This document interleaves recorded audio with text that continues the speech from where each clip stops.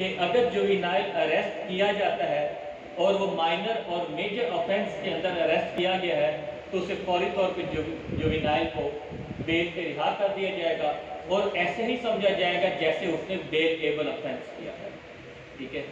और अगर जुवेनाइल को रिहा नहीं किया जाता, ठीक है, या जुवेनाइल का गार्डियन ट्रेस नहीं हुआ तो कोर्ट क्या करेगी, बेल का ऑर्डर दे देगी और बच्चे को जुवेनाइल रिहेबिलिटेशन सेंटर के अंदर भेज देगी अक्यूज को, और officer incharge of the police station को डायरेक्शन देगी कि इसके गार्डियन को ट्रेस किया जाए और जैसे ही गार्डियन मिल जाए जुवेनाइल की कस्टडी हैंड ओवर कर दी जाए उसके गार्डियन को। सबसेक्शन 2 के अंदर, ठीक है, सबसेक्शन 3 में वो वही बात बताता है कि माइनर और मेजर ऑफेंस उसने किया तो वो बेलेबल ऑफेंस कंसीडर होगा।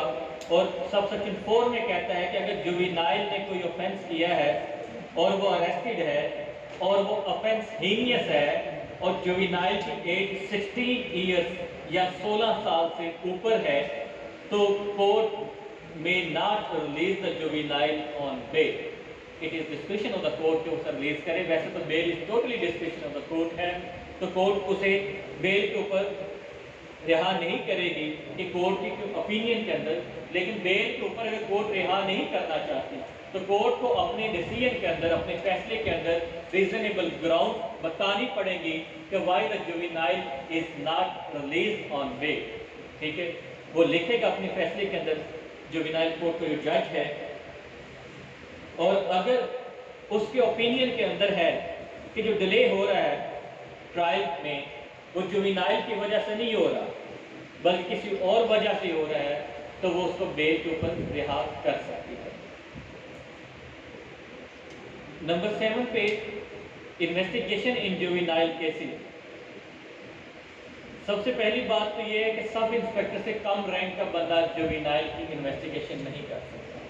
मिनिमम रैंक सब इंस्पेक्टर का हो और जुवेनाइल की इन्वेस्टिगेशन की जो इंक्वायरी है इसको हेड करता है डीएसपी या जिसे आप एसडीपीओ भी कह सकते हैं। ठीक है, supervision of superintendent of police. ठीक है, दूसरे नंबर पे वो कहता है जी कि इन्वेस्टिगेटिंग ऑफिसर को असिस्ट करेगा प्रोबेशनल ऑफिसर या सोशल वेलफेयर ऑफिसर जिसे गवर्नमेंट ने अपॉइंट किया होगा जो मिनिमम 17 स्केल का होगा, और उसकी रिपोर्ट जो मैं पहले आपको बता चुका हूँ कि वो भी एक रिपोर्ट तैयार करता है और उसकी रिपोर्ट को 173 की रिपोर्ट के साथ अनेक्स किया जाएगा। जब 173 की रिपोर्ट या चालान रिपोर्ट कोर्ट में सबमिट होगी उसी के साथ ही प्रोबेशनल ऑफिसर या सोशल वेलफेयर ऑफिसर ने जो रिपोर्ट तैयार की होगी वो साथ अनेक्स की होगी, और वो किस चीज़ के ऊपर उसकी रिपोर्ट होती है वो हम डिस्कस कर चुके हैं।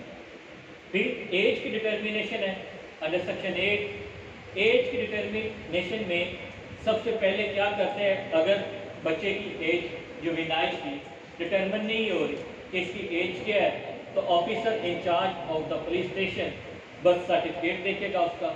अगर बर्थ सर्टिफिकेट वगैरह नहीं है उसके एजुकेशनल डॉक्यूमेंट्स देखेगा। अगर एजुकेशनल डॉक्यूमेंट्स नहीं है तो फिर उसके मेडिकल एग्जामिनेशन करवाया जाएगा। ठीक है, मेडिकल एग्जामिनेशन के जरिए उसकी एज को डिटरमिन किया जाएगा मेडिकल ऑफिसर।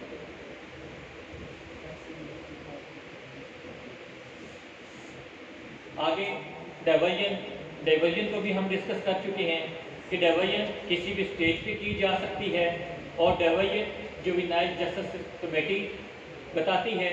ये भी हम डिस्कस कर चुके हैं कि 173 की रिपोर्ट सबमिट करवाते वक्त डाइवर्जन को सारा देखा जाएगा, उसके स्टेप जो जो लिए गए इन्वेस्टिगेटिंग ऑफिसर के जरिए या सोशल वेलफेयर ऑफिसर के जरिए वो भी साथ दी जाएगी, और डाइवर्जन करते हुए कौन कौन सी पेनल्टीज इम्पोज की जा सकती है एक जुवेनाइल अक्यूज के ऊपर। ठीक है, वो ये 6 बताई गई हैं 7 पेनल्टीज। नंबर 1 पे restitution of movable property, number 2 पे reparation of the damage cause. ठीक है, नंबर 3 पे रिटन और ऑरल अपॉलॉजी, नंबर 4 पे participation in the community service, कोई भी खिदमत दी जा सकती है। नंबर 5 पे फाइन और कॉस्ट ऑफ द प्रोसीडिंग जो खर्चा हो चुका है वो पे किया जाएगा। नंबर 6 पे placement in the juvenile rehabilitation centre, ये तो अल्टरनेट होता ही है। और नंबर 7 पे रिटन एंड ऑरल रेप्रिमांड। ये 7 वेज हैं जो कि डिवीजन के अंदर इम्पोज किए जा सकते हैं। 7 ऑफेंसेस हैं। कंपाउंडेबल ऑफेंसेस डिवीजन के अंदर तमाम माइनर और मेजर ऑफेंसेस जो होते हैं ये कंपाउंडेबल। हीनियस ऑफेंसेस कंपाउंडेबल नहीं है।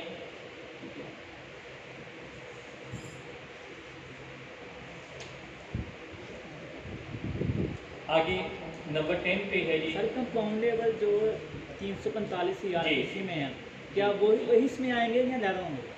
345 CRPC में सिर्फ वो जनरल कंपाउंडेबल ऑफेंसेस के बारे में बताता है। जी सर। इसके अंदर उसने हमें बता दिया कि जो माइनर ऑफेंसेस और मेजर ऑफेंसेस है वो सारे के सारे कंपाउंडेबल हैं। जबकि 345 CRPC के अंदर इस जुवेनाइल जस्टिस सिस्टम एक्ट के मुताबिक जो मेजर ऑफेंसेस हैं उनमें से कई नॉट कंपाउंडेबल।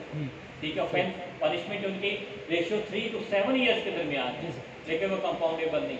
ठीक है, तो इसमें माइनर और जो मेजर ऑफेंसेस है ये कंपाउंडेबल है। और अगर डायरेक्ट कंपाउंडेबल किसी ऑफेंस को करना है, ठीक है, थ्रू डाइवर्जन, तो सिर्फ माइनर ऑफेंसेस की हद तक इजाज़त होती है प्रैक्टिकल एक्सपोजर के अगर बात करें अदालतों के अंदर जो देखते हैं। मेजर ऑफेंस कंपाउंडेबल तब होता है जब जुवेनाइल अक्यूज जो है उसकी एज 16 साल से कम है। अजान आ रही है।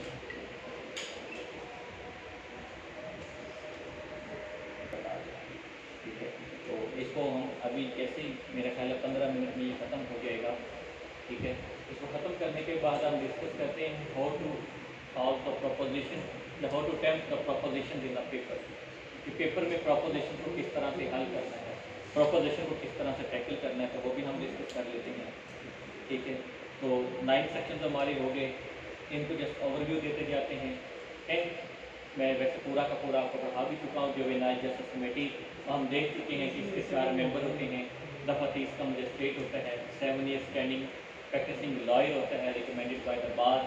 ठीक है, और इसके अलावा DPP होता है यानी कि डिस्ट्रिक्ट पब्लिक प्रोसिक्यूटर होता है, और सोशल वेलफेयर ऑफिसर या प्रोबेशनल ऑफिसर होता है जो कम अज़ कम 17 स्टेट का।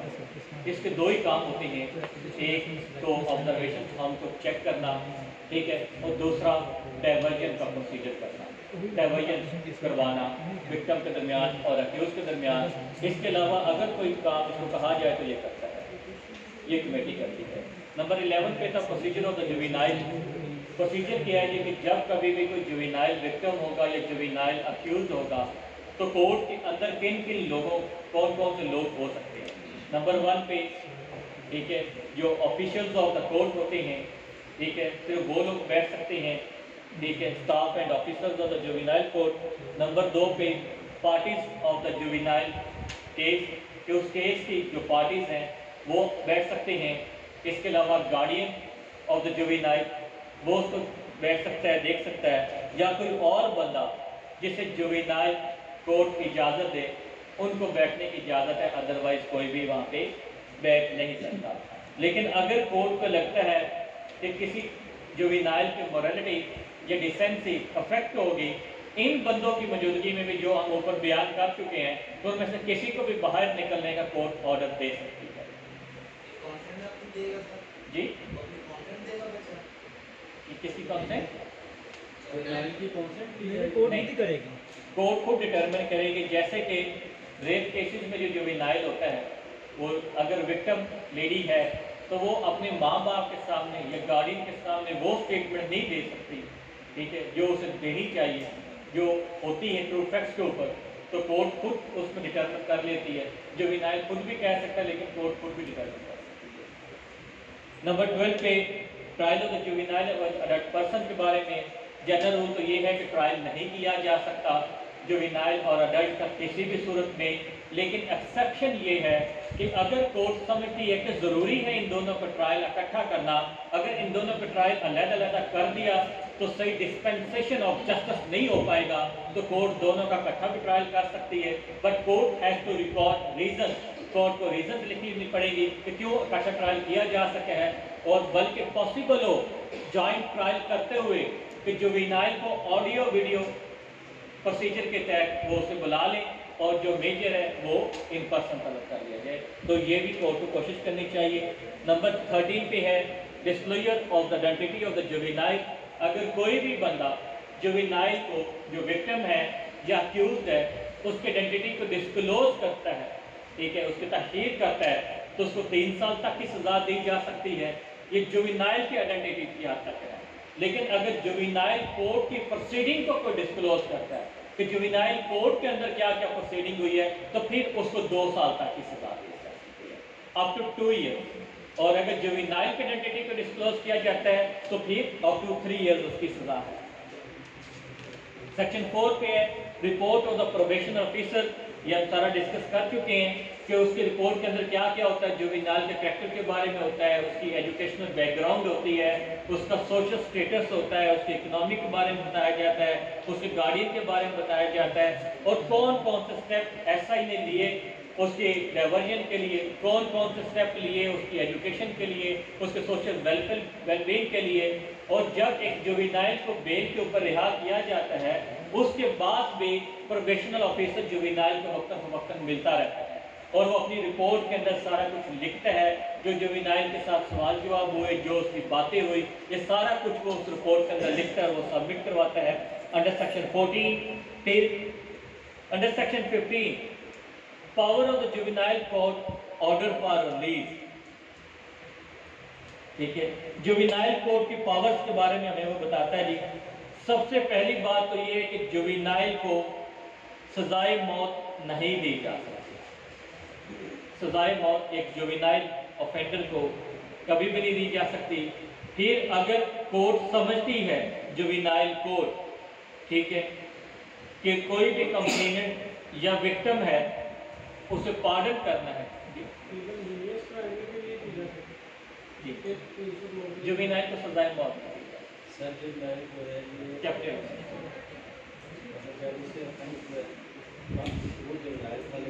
जी at the time of the offence देखा जाएगा उसकी एज। हाँ, at the time of the offence उसकी एज को डिटरमिन किया जाएगा कि ऑफेंस करते हुए क्या है।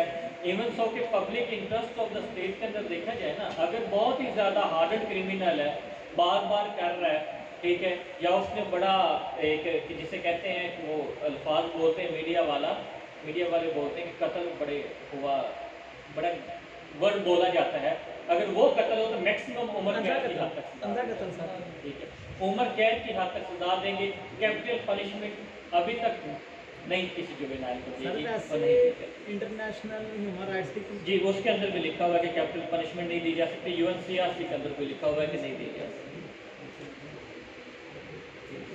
ह्यूमन राइट्स जो है ना, इंटरनेशनल ह्यूमन राइट्स, वो तो किसी भी इंसान को कैपिटल पनिशमेंट देने से मना करते हैं। इवन सो कि अभी जो न्यूजीलैंड के अंदर लास्ट ईयर मैसेकर हुआ था, नमाजियों को मारा गया था, 51 नमाजी शहीद कर दिए गए, ठीक है, उस बंदे को न्यूजीलैंड की तारीख में सबसे सख्त सजा दी गई है। और सबसे सख्त सजा क्या थी? लाइफ। सर वैसे आपको लगता है कि पाकिस्तान से भी सजाएं में खत्म हो हाँ जी जी जी जी जी हाँ जी, कन्फाइनमेंट सॉलिटरी कन्फाइनमेंट है, लेकिन लाइफ टाइम। इवन सो कि उसे भी कैपिटल सेंटेंस नहीं दी 51 नमाजियों को मारने के बाद में। इंटरनेशनल ह्यूमन राइट्स की बात हुई ना, तो वो तो कैपिटल सेंटेंस के वैसे ही खिलाफ है, तो वो कहते हैं कैपिटल सेंटेंस होनी नहीं चाहिए। तो section 15 power of the juvenile था कि अगर जुवेनाइल कोर्ट समझती है कि इसको रिलीज नहीं करना किसी जुवेनाइल को, ठीक है, तो वो अपनी रीजन लिखेगी, रिकॉर्ड करेगी और वो उसको जुवेनाइल को रिलीज करने से इनकार भी कर सकती है। अगर वो समझती है कि इसको कोई ऐसा ऑर्डर दे दिया जाए, कोई फाइन किया जाए, कोई कंपनसेशन का ऑर्डर किया जाए, रेस्ट्रिक्शन ऑफ प्रॉपर्टी का कर दिया जाए, तो it is up to the description of the court कि वो उसे ये सजा दे सकती है।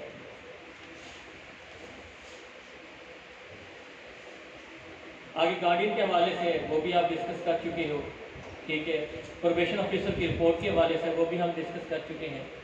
आगे orders that shall not be pass with respect to a juvenile, section 16। सबसे पहली बात इसने ये लिखी कि no person who was a juvenile offender at the time of the commission of offence, जो आपका सवाल था, ठीक है, shall be awarded punishment of death. कोई भी ऐसा बंदा जो at the commission of the offence juvenile है, उसे सजाए मौत नहीं दी जा सकती जी। फिर कहते हैं कि कोई भी जुवेनाइल जेल के अंदर नहीं रखा जाएगा, ये भी हम डिस्कस कर चुके हैं। उसको हथकड़ियों में नहीं रखा जाएगा, फुट इन फेटर्स, उसको हथकड़ियाँ नहीं लगाई जाएंगी, हैंडकफ नहीं लगाई जाएंगी, और कोई भी कॉर्पोरियल पनिशमेंट, कोई भी pecuniary punishment, corporeal punishment mean pecuniary punishment किसी जुवेनाइल को नहीं दी जाएगी। ये रिग्रेस दी जा सकती है अगर वो 16 साल से बड़ा है। अगर 16 साल से ज़्यादा है, 16 साल या 16 साल से ज़्यादा जुवेनाइल की एज है और उसने कोई हीनियस ऑफेंस कमिट किया है तो उसे रिग्रेस इम्प्रिजनमेंट दी जा सकती है। यहाँ पे बल्कि उसने लिखा है, if there is reasonable apprehension of the escape of the juvenile offender from custody who is more than 16 years of age, अगर 16 साल से ज़्यादा उसकी एज है और ये डर है कि वो जुवेनाइल रिहेबिलिटेशन सेंटर से भाग जाएगा, ठीक है, और उसने हीनियस ऑफेंस कमिट किया है और वो प्रीवियसली कन्विक्टेड भी है, ठीक है, तो फिर उसे सॉल्टरी कन्फाइनमेंट भी दी जा सकती है, उसे इम्प्रिजनमेंट फॉर लाइफ भी दी जा सकती है, बट जज हैज़ टू रिकॉर्ड रीजन, लेकिन जज को रीजन रिकॉर्ड करना पड़ेगा। एज ऑफ पुबर्टी मैटर करती है क्योंकि वो तो हमारा जनरल लॉ, ठीक है, एक सेंस, एक एक्यूज की समझ बूझ क्या है, वो general law principles of criminality के ऊपर अप्लाई होते हैं। सर सॉल्टरी कन्फाइनमेंट में सेक्शन 73 पीपीसी को ही फॉलो किया जाएगा इधर कन्फाइनमेंट में? जी सॉल्टरी जी, जुवेनाइल जस्टिस सिस्टम एक्ट को फॉलो, इसकी कन्फाइनमेंट जेल में तो है ही नहीं ना।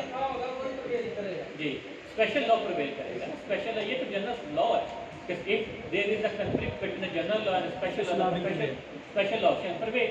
इसको स्ट्रिक्टो सेंस हो किया जाएगा। जी बिल्कुल, स्ट्रिक्टो सेंस में किया जाएगा। अच्छा जी, आगे 17 में special provision for female juvenile, ये भी हमने बताया कि फीमेल जुवेनाइल के लिए भी स्पेशल बनाया जा सकता है, ठीक है, और हमारे लॉज आर्टिकल 25 और 35 भी इजाज़त देते हैं, और जुवेनाइल के लिए सेपरेट, फीमेल जुवेनाइल के लिए सेपरेट रिहेबिलिटेशन सेंटर्स बनाए जाएंगे, जैसे दारुल अमान वगैरह बने हुए हैं। 8 की अपील है जी, अगर कोई बंदा जुवेनाइल कोर्ट से कन्विक्टेड हो गया है, ठीक है, तो वो अपील फाइल करेगा थ्रू गार्डियन, ठीक है, और कोई भी अग्रीव्ड बंदा अगर एक्विटल के खिलाफ अपील करनी तो वही विद इन 30 डेज की जाएगी, और ये हमें पता है अंडर सेक्शन 417 के तहत अपील अगेंस्ट एक्विटल किसके पास जाएगी, to the high court. Appeal against acquittal हमेशा हाई कोर्ट में जाती है। ठीक, अगर कोई जुवेनाइल कोई भी जुर्म करता है तो उसे फ्यूचर में डिस्क्वालीफाई नहीं किया जा सकता फॉर एनी पोस्ट। इसमें अभी हमारे पास पाकिस्तानी सुप्रीम कोर्ट तक का कोई फैसला नहीं है, लेकिन इंडियन सुप्रीम कोर्ट ने 2019 के अंदर एक जजमेंट आ गई है, 2 बेंच की जजमेंट है, ठीक है, वो I shall provide by way of the secretary या सील के जरिए मैं आप लोगों को प्रोवाइड कर दूंगा, ये सैलेंस के जरिए कर दूंगा, मैंने दूसरी क्लास को प्रोवाइड की हुई है, ठीक है, उसमें ये जजमेंट आ चुकी है। पाकिस्तान में अभी भी डिस्क्वालीफाई किया जाता है, आपके ऊपर कोई FIR है या आप कन्विक्टेड बाय कोर्ट हैं तो आपको किसी भी पोस्ट के लिए इनएलिजिबल कर दिया जाता फॉर गवर्नमेंट। सर जब सेक्शन 19 में लिखा गया है, लिखा गया लेकिन इम्प्लीमेंटेशन अभी भी नहीं है। लास्ट ईयर का वाकया है, कहा जाता है कि जिधर लॉ क्लियर हो उधर जजमेंट की हमें जरूरत नहीं होती। 2015 के अंदर एक जैसा वो अपॉइंट हुए, ठीक है, 2017 के अंदर उन्हें निकाल दिया, सिर्फ इस वजह से कि उनके ऊपर FIR थी और वो उसके अंदर कन्विक्टेड। नहीं सर वो तो मानते हैं, वो होना भी और चाहिए। At the time of the FIR that जैसब वाज एज्ड अबाउट 11 ईयर्स। जब उनका FIR के अंदर नाम था उस वक्त जैसब 11 साल के थे और उनको पनिशमेंट क्या थी, just about a fine of 300 rupees, 300 रुपये जुवेनाइल कोर्ट ने जुर्माना उनको किया। सर वो तो इस एक्ट के आने से पहले का ना? जी बेशक इस एक्ट से आने से पहले का था, लेकिन अभी भी आप आप इसका वादा दूसरा आपको दे देता हूँ। 492 या आई थिंक नहीं उसको छोड़े, अभी जो आपके जुडिशियल रूल्स एंड रेगुलेशंस और पॉलिसीज है ना लाहौर हाई कोर्ट की, उसके अंदर वाज़िया तौर पर लिखा हुआ है, if any person is involve in any criminal case और that criminal case is not of moral, that criminal case is of the moral turpitude, ठीक है, that person is not eligible for the post of the civil जज cum magistrate और any of the post of the as a judicial officer. ये judicial policy है जिसके तहत आपकी appointment होनी है, उसके अंदर लिखा होगा, ठीक है। तो इसके ऊपर आ जाएंगी जजमेंट, लेकिन इंडियन सुप्रीम कोर्ट की आ चुकी है। उन्होंने कहा एक बंदा था, ठीक है, वो जुवेनाइल था, वो थेफ्ट के केस में अरेस्ट हुआ, थेफ्ट के केस में वो कन्विक्टेड हो गया, कन्विक्टेड होने के बाद कन्विक्टेड भी हुआ, 1 साल जेल में भी रहा, उसके सज़ा ख़त्म करने के बाद उसने 17 स्केल की पोस्ट के पेपर दिए, उसे इस बेस के ऊपर डिस्क्वालीफाई किया गया कि वो कन्विक्टेड था। उसने अपील फाइल की, नीचे वाली कोर्ट ने उसके खिलाफ फैसला दिया, फिर वो हाई कोर्ट में गया, हाई कोर्ट ने भी उसके खिलाफ फैसला दिया, यानी कि उसको डिस्क्वालीफाई ही रखा। At the end supreme court ने 2019 के अंदर उसकी डिस्क्वालिफिकेशन ख़त्म की, और क्योंकि इंडिया के अंदर भी जुवेनाइल जस्टिस सिस्टम एक्ट मौजूद है जिसके अंदर वो रिमूवल ऑफ डिस्क्वालिफिकेशन करते हैं, जुवेनाइल कमिट्स एनी ऑफेंस, ठीक है, उन्होंने उसकी डिस्क्वालिफिकेशन को ख़त्म किया और कहा कि अगर कोई जुवेनाइल कोई भी ऑफेंस करता है eight the time of the juvenile, उसको फ्यूचर किसी भी पोस्ट के लिए डिस्क्वालीफाई नहीं किया जा सकता on the base of the commission of that offence. Actually juvenile justice system ordinance के अंदर इस लॉ की इन्फोर्सबिलिटी को मैं थोड़ा सा इफेक्ट इसलिए करता हूँ, इस लॉ की इन्फोर्सबिलिटी UNCRC के साथ है।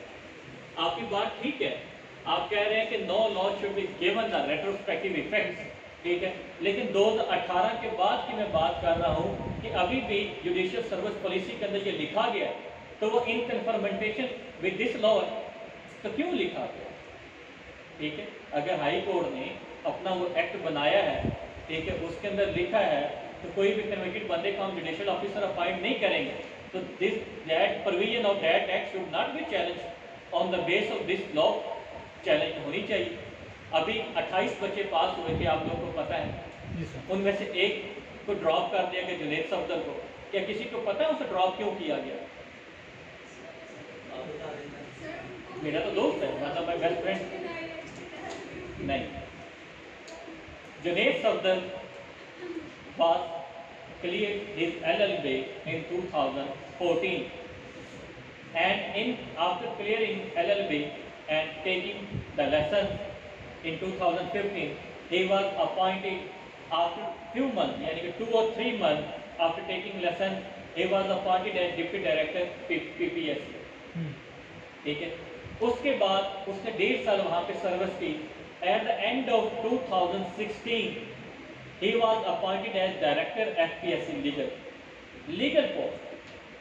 2016 एंड में डायरेक्टर FPSC लीगल हो गया, ठीक है। 2017 के अंदर 21 जजेस हुए, हम सबको पता, 21 के 21 इंटरव्यू में भी हो गए, 16 हुए थे, बाद में 5 सुप्रीम कोर्ट ने कर दिए, ठीक है। उनमें से 3 से 4 जजेस ऐसे थे जो मुख्तलिफ डिपार्टमेंट में लीगल पोस्ट के ऊपर थे, बल्कि एक बंदा तो ऐसा भी था जो डिप्टी डायरेक्टर अकाउंटेंट था, deputy director in accounts branch. उन सब को रखा 2017 के अंदर, किसी को नहीं निकाला, किसी को डिस्क्वालीफाई नहीं किया। जुनैद सफदर 2017 में डायरेक्टर लीगल अपॉइंट हो गए FPSC के।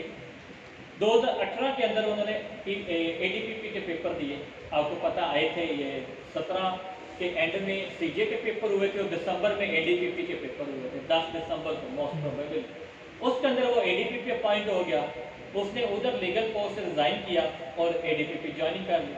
ADPP की ज्वाइनिंग उसकी हुई तकरीबन 2018 के सितंबर अक्टूबर तक जाके, वो रिटर्न का रिजल्ट आया, इंटरव्यू को आया और उसके बाद ज्वाइनिंग हुई, ठीक है। उसके बाद अब 19 के अंदर उसने CJ के लिए अप्लाई किया। CJ का 19 का अप्लाई आपको पता है मई जून के अंदर अप्लाई होगा, ठीक है। अब उसने इसको क्लियर कर लिया। क्लियर करने के बाद इंटरव्यू के अंदर गया, इंटरव्यू भी पास हो, इंटरव्यू में भी उसके 50% मार्क्स हैं। और देखो इंटरव्यू का रिजल्ट डिक्लेयर करते वक्त ऑब्जेक्शन लगा दिया कि आपकी जो ये अपॉइंटमेंट पॉलिसी है, जो एक्ट है, उसके अंदर लिखा हुआ है कि 2 ईयर्स कंसेक्यूटिव स्टैंडिंग, खाली 2 साल नहीं, वकील तो वो 5 साल से 2015 से 2 years consecutive standing as a practising advocate, ठीक है। और इसमें सिर्फ उन्होंने कहा कि सिर्फ ADPP और DDPP, ठीक है, निकाल दे, बाकी कोई भी गवर्नमेंट ऑफिशियल चाहे वो किसी लीगल डिपार्टमेंट में भी जॉब कर रहा है वो डिस्क्वालीफाइड है for being a judicial officer. कोई भी लीगल ऑफिसर चाहे किसी भी डिपार्टमेंट में काम कर रहा है वो डिस्क्वालीफाइड है। उन्होंने उसका 2015 का से लेके 2018 तक ये जो 3 साल का उसका एज अ लीगल ऑफिसर था एक्सपीरियंस, ठीक है, ये उन्होंने कहा 0 नो। अब ADPP अपॉइंट हुआ अक्टूबर 2018 में, अप्लाई हुआ मई 2019 में, ठीक है। उन्होंने कहा कि जनाब अक्टूबर से लेकर मई तक इसका टाइम काउंट पे करेंगे, इसके अलावा कोई टाइम नहीं काउंट होना, लिहाजा you are disqualified to be as judicial.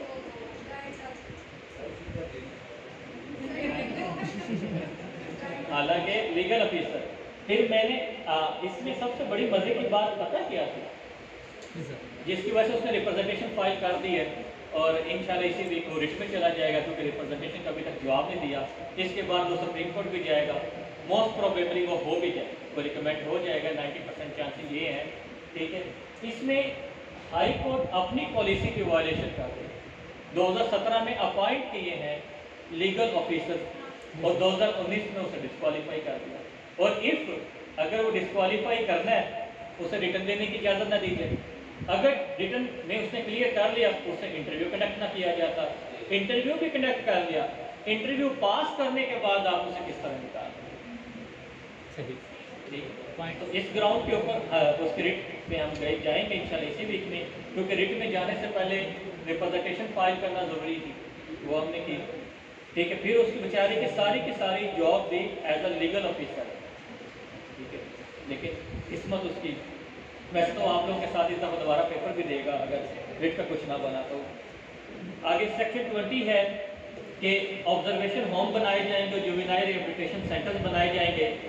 ठीक है, ये गवर्नमेंट की ड्यूटी है कि वो इनको बनाए।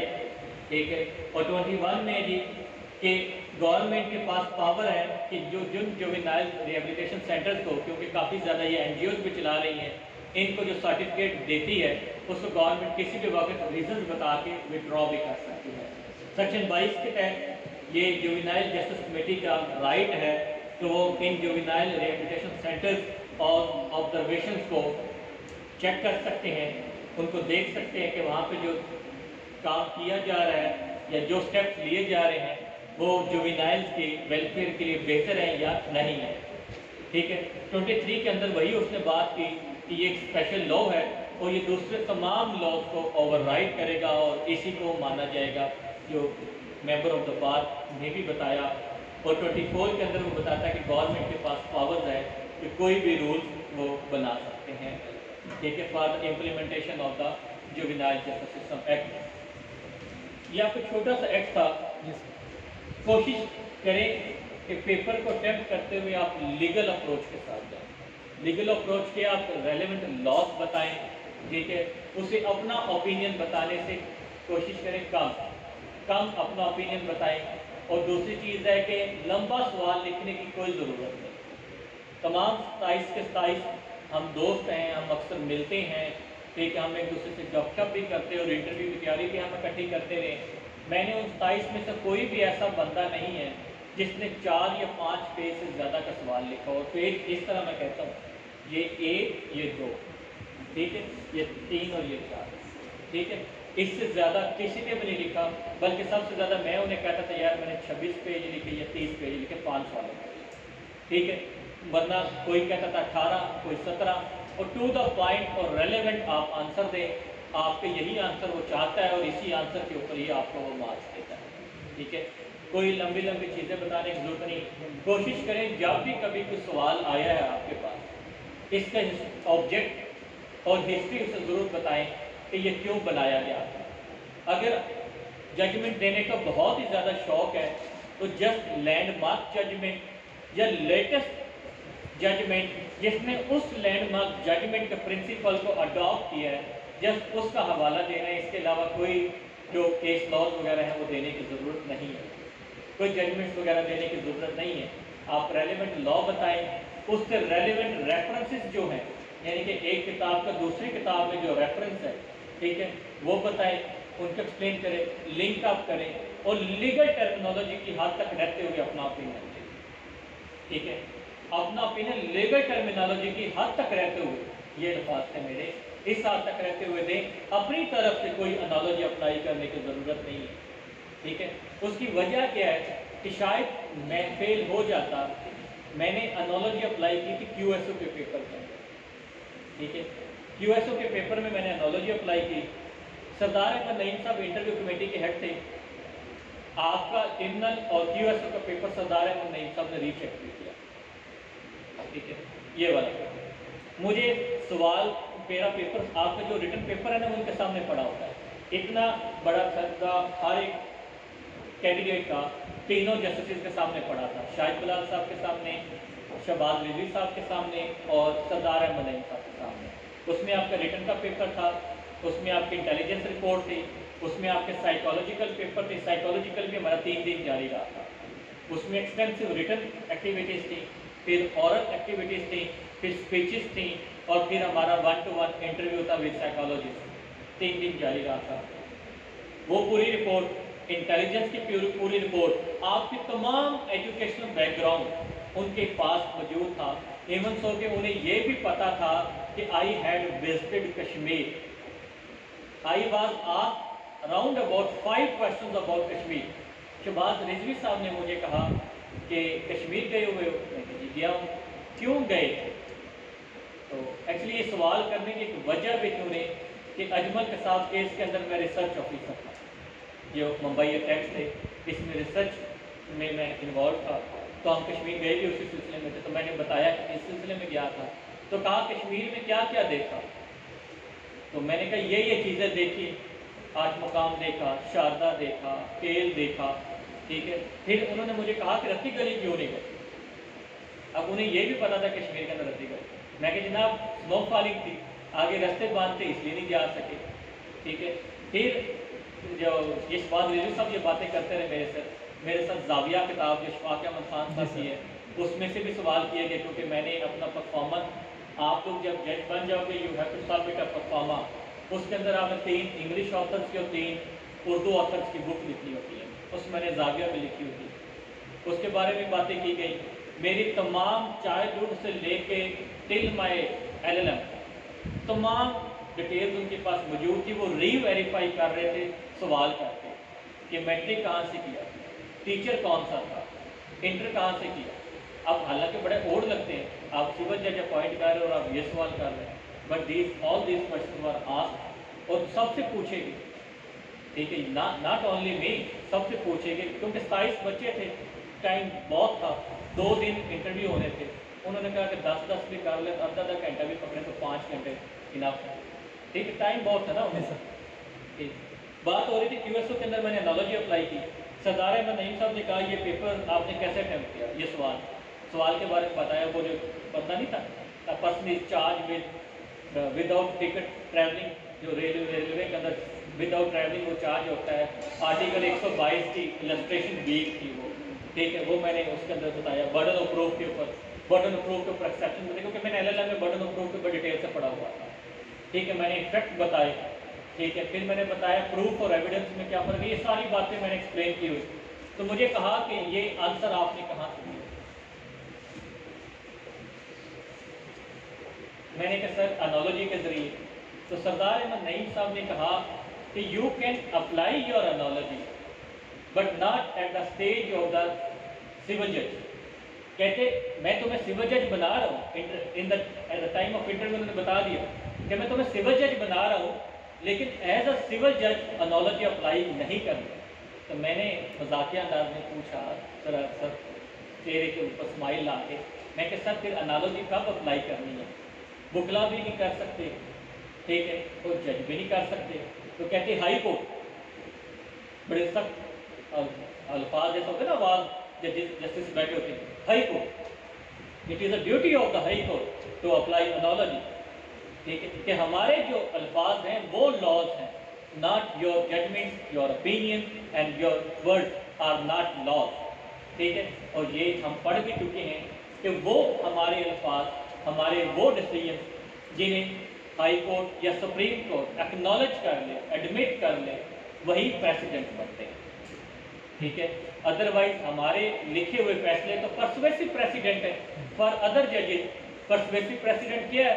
जो एट द सेम लेवल जज के पास आप अपनी साइटेशन देते हैं, फैसला देते हैं, तो वो पर्सुएसिव है। It is up to the court कि वो उसे माने या ना माने। लोअर जुडिशरी का फैसला हायर जुडिशरी के लिए प्रेसिडेंट नहीं है। Only the higher judiciary decision is the precedent for the lower judiciary, and it is written in Article 189 of the Constitution of the Pakistan. What is written? The decisions of the Supreme Court are binding on the lower courts of the Pakistan, and it is written or enunciated in Article 201 of the Constitution of the Pakistan. What is written? It is written that the decisions or the judgments of the High Court are binding on the lower court. So according to the Constitution, only two courts have the powers of the President, not the district judiciary. And that was the words of the Sardar Ahmad Naeem. So मैंने कहा जी sir, इंशाल्लाह under your guidance, ठीक है, और under your supervision, I shall do as you wish. तो खुश हुए तो बात चली। सो आपकी सारी बातें नोट की जाती हैं इंटरव्यू के अंदर, ठीक है, आपको देखा जाता है। और इस दफ़ा 2019 में जस्ट 52 स्टूडेंट्स पास हुए थे क्रिमिनल लॉ के पेपर में, जस्ट 52। सरदार अहमद नईम साहब ने इतनी सख्त चेकिंग की थी कि 52 बच्चे क्रिमिनल लॉ के पेपर में फेल पास हुए थे, बाकी सारे फेल थे। वो 52 में से कुछ बेचारे दूसरों पेपर में फेल होकर बाकी 28 रहे।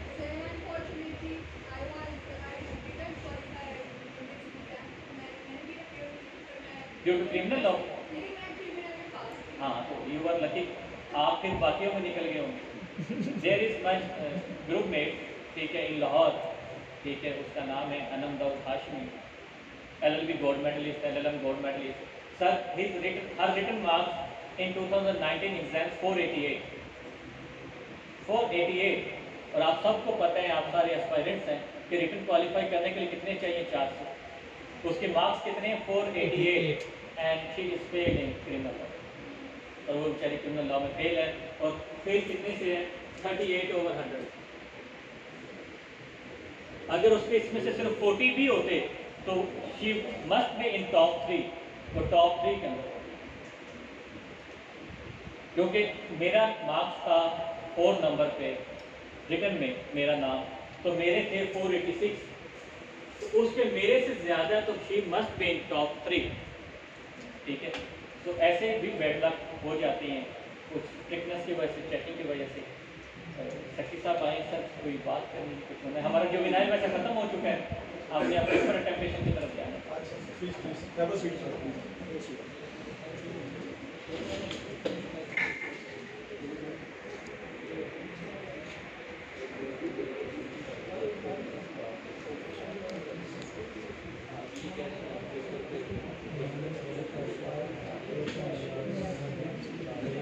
हेलो।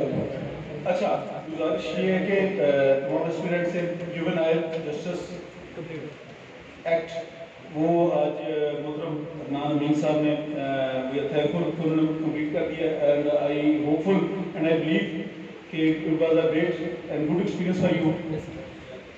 अब सुबह संडे को भी इंशाल्लाह क्लास होगी, उसमें एक तो हम कोई ना कोई एक act for sake of rented premises act वो ये करेंगे, और दूसरा मैं नान साहब से डिस्कस कर रहा था अभी, और वो आप लोगों के बारे में बता रहे थे कि एग्जामिनेशन और paper attempt point of view से आप लोगों को गाइड किया जाए। तो दैट्स वाई सुबह का लेक्चर इंशाल्लाह बड़ा इम्पोर्टेंट और इंशाल्लाह बेनिफिशियल होगा आप लोगों के लिए। आज के लिए यही लेक्चर था, इंशाल्लाह hopefully time and again Adnan साहब को मैं इंशाल्लाह रिक्वेस्ट करता रहूँगा कि वो ये डिस्ट्रिक्ट बार के साथ अपनी जो मोहब्बत का इजहार कर रहे हैं, इंशाल्लाह ये जारी और सारी रहे। तो आज के लिए मेरा ख्याल इतना ही काफ़ी है, टाइम भी आप लोगों का